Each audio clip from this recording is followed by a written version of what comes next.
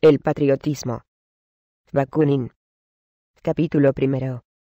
Amigos y hermanos, antes de dejar vuestras montañas, siento la necesidad de expresaros una vez más, por escrito, mi gratitud profunda por el recibimiento fraternal que me habéis hecho. ¿No es maravilloso que un hombre, un ruso, que hasta ahora os era desconocido, ponga el pie en vuestro país por vez primera, y se encuentre rodeado de centenares de hermanos? Este milagro no podría realizarse hoy más que por la Asociación Internacional de Trabajadores, por la sola razón de que únicamente ella representa la vida histórica, la poderosa fuerza creadora del porvenir político y social.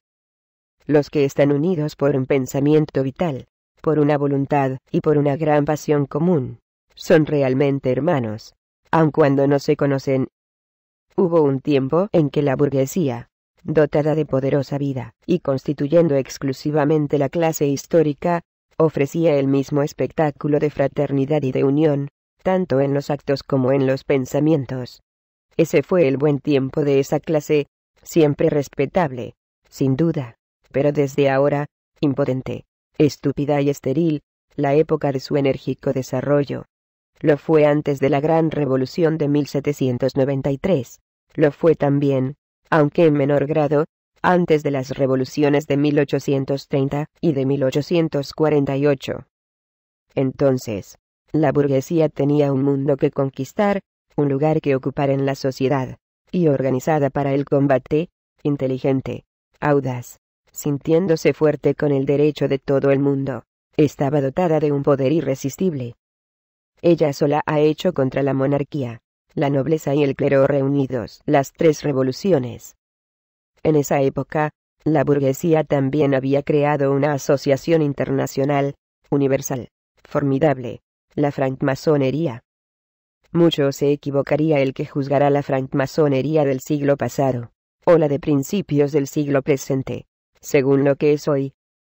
Institución por excelencia burguesa en su desarrollo, por su poder creciente primero, y su decadencia más tarde, la francmasonería ha representado en cierto modo el desarrollo, el poder y la decadencia intelectual y moral de la burguesía.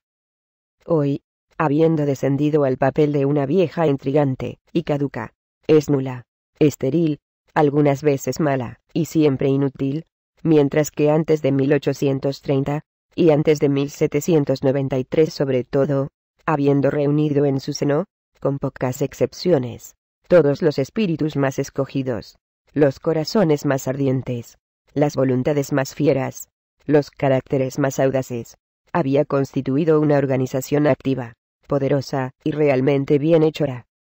Era la encarnación enérgica y concreta de la idea humanitaria del siglo XVI. Todos estos grandes principios de libertad, de igualdad, de fraternidad, de la razón y de la justicia humanas, elaborados primero teóricamente por la filosofía de ese siglo, se transformaban en el seno de la francmasonería en dogmas prácticos, y en bases de una moral y de una política nuevas, el alma de una empresa gigantesca de demolición y de reconstitución. La francmasonería fue en esa época la conspiración universal de la burguesía, revolucionaria contra la monarquía feudal, dinástica y divina. Esta fue la internacional de la burguesía. Ya se sabe que todos los actores principales de la primera revolución han sido francmasones, y que, cuando estalló esa revolución, encontró, gracias a la francmasonería, amigos y cooperadores dispuestos y poderosos en todos los demás países, lo que seguramente contribuyó a su triunfo. Pero también es evidente que el triunfo de la revolución mató a la francmasonería, porque la revolución había colmado los botes de la burguesía, dándole un sitio en la aristocracia nobiliaria. La burguesía, decimos, después de haber sido largo tiempo una clase explotada y oprimida, ha llegado a ser, naturalmente, la clase privilegiada explotadora, conservadora y reaccionaria, la amiga y sostén más firme del Estado de Napoleón. La francmasonería llegó a ser, en una gran parte del continente europeo, una institución imperial. La Restauración la resucitó un poco, y, viéndose amenazada por la vuelta del antiguo régimen, obligada a ceder, a la Iglesia y a la nobleza coligadas, el lugar que había conquistado en la primera revolución, se hizo forzosamente revolucionaria. Pero qué diferencia entre este revolucionarismo recalentado y el revolucionarismo ardiente y poderoso que la había inspirado al fin del siglo último. Entonces, la burguesía había ido de buena fe, había creído seria y sencillamente en los derechos del hombre.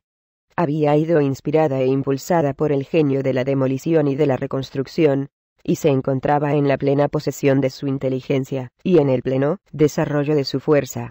No conocía aún que la separaba del pueblo un abismo.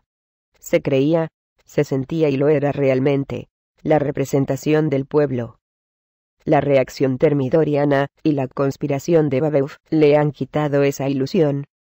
El abismo que separa al pueblo trabajador de la burguesía explotadora y dominadora se ha ensanchado, y lo menos que se necesita para llenarle es todo el cuerpo, toda la existencia privilegiada de los burgueses. En una palabra, la burguesía entera. Del periódico ginebrino Le Progrès, del 23 de febrero de 1869. Fin del capítulo primero. El patriotismo. Bakunin. Capítulo segundo. He dicho en mi artículo precedente que las tentativas reaccionarias legitimistas, feudales y clericales, habían hecho revivir el espíritu revolucionario de la burguesía, pero que entre este espíritu nuevo y el que le había animado antes de 1793, había una diferencia enorme. Los burgueses del siglo pasado eran gigantes, en comparación de los cuales aparecen como pigmeos los más osados de la burguesía de este siglo. Para asegurarse, hay que comparar sus programas. ¿Cuál ha sido el de la filosofía y la gran revolución del siglo XVI? Ni más ni menos que la emancipación íntegra de la humanidad entera. La realización del derecho y de la libertad real y completa, para cada uno, por la igualdad política y social de todos. El triunfo de lo humano sobre los restos del mundo divino. El reino de la justicia y de la fraternidad sobre la tierra. La equivocación de esta filosofía y de esta revolución fue no comprender que la realización de la fraternidad humana era imposible mientras existieran los estados, y que la abolición real de las clases, la igualdad política y social de los individuos, no sería posible más que por la igualdad de los medios económicos, de educación, de instrucción, del trabajo y de la vida para todos. Sin embargo, no se puede reprochar al siglo XVI que no haya comprendido esto. La ciencia social no se crea ni se estudia solamente en los libros. Necesita las grandes enseñanzas de la historia, y fue preciso hacer la revolución de 1789 y de 1793. Ha sido preciso pasar por las experiencias de 1830 y de 1848, para llegar a esta conclusión irrefutable. Que toda revolución política que no tiene por objeto inmediato y directo la igualdad económica, no es, desde el punto de vista de los intereses y derechos populares, más que una reacción hipócrita y disfrazada.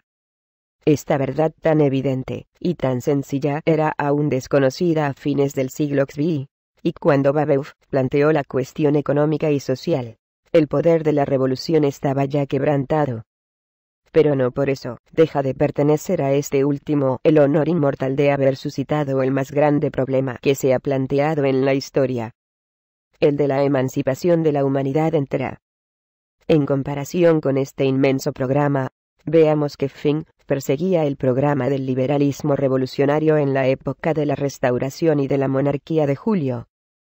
La llamada libertad, sabia, modesta, reglamentada, hecha para el temperamento apocado de la burguesía medio harta, y que, cansada de combates e impaciente por gozar, se sentía ya amenazada no de arriba, sino de abajo, y veía con inquietud pintarse en el horizonte, como una masa negra, esos innumerables millones de proletarios explotados, cansados de sufrir, preparándose a reclamar su derecho. Desde principios del siglo presente, ese espectro naciente, que más tarde se bautizó con el nombre de espectro rojo, ese fantasma terrible del derecho de todo el mundo puesto a los privilegios de una clase de dichosos, esa justicia y esa razón populares que, desarrollándose demasiado, deben reducir a polvo los sofismas de la economía, de la jurisprudencia, de la política y de la metafísica burguesas. Son en medio de los triunfos modernos de la burguesía, sus aguafiestas incesantes, y los apocadores de su confianza y de su espíritu. Sin embargo, bajo la Restauración, la cuestión social era casi desconocida, o, mejor dicho, estaba olvidada. Había grandes soñadores aislados, tales como Saint-Simon, Roberto Owen, Fourier, cuyo genio y gran corazón habían adivinado la necesidad de una transformación radical de la organización económica de la sociedad. Alrededor de cada uno de ellos, se agrupaba un pequeño número de adeptos confiados y ardientes, que formaban otras tantas pequeñas iglesias, tan ignoradas como los maestros, y que no ejercían ninguna influencia externa.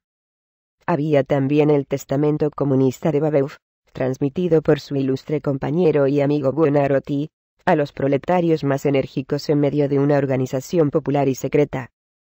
Pero esto no era entonces más que un trabajo secreto, cuyas manifestaciones no se dejaron sentir hasta más tarde, bajo la monarquía de Julio, y bajo la Restauración, no fue percibido por la clase burguesa.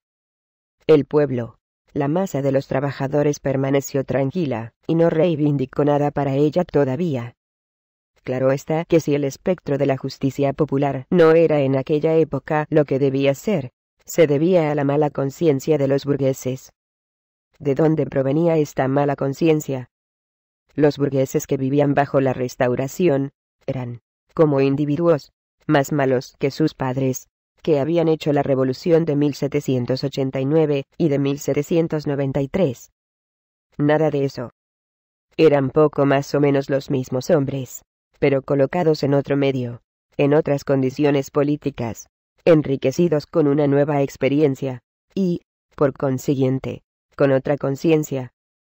Los burgueses del siglo anterior habían creído sinceramente que, emancipándose del yugo monárquico, clerical y feudal, emancipaban con ellos a todo el pueblo. Esta sencilla y sincera creencia fue la fuente de su heroica audacia y de su poder maravilloso. Se sentían unidos a todos, y marchaban al asalto, llevando con ellos la fuerza y el derecho de todo el mundo. Gracias a este derecho, y a ese poder popular que se había encarnado en su clase, los burgueses del siglo último pudieron escalar y tomar la fortaleza del poder público que sus padres habían codiciado durante tantos siglos. Pero en el momento que plantaban su bandera, se hizo una nueva ley en su espíritu. En cuanto conquistaron el poder, comenzaron a comprender que entre sus intereses burgueses y los intereses de las masas populares, no había nada de común, y que, por el contrario, había una oposición radical, y que el poder y la prosperidad exclusivas de la clase pudiente no podría apoyarse más que en la miseria y en la dependencia política y social del proletariado. Desde luego, las relaciones de la burguesía y el pueblo se transformaron de una manera radical, y antes de que los trabajadores comprendieran que los burgueses eran sus enemigos naturales, más por necesidad que por mala voluntad, los burgueses habían llegado al conocimiento de ese antagonismo fatal. Esto es lo que yo llamo mala conciencia de los burgueses. Del periódico ginebrino Le Progrès, del 28 de marzo de 1869. Fin del capítulo 2.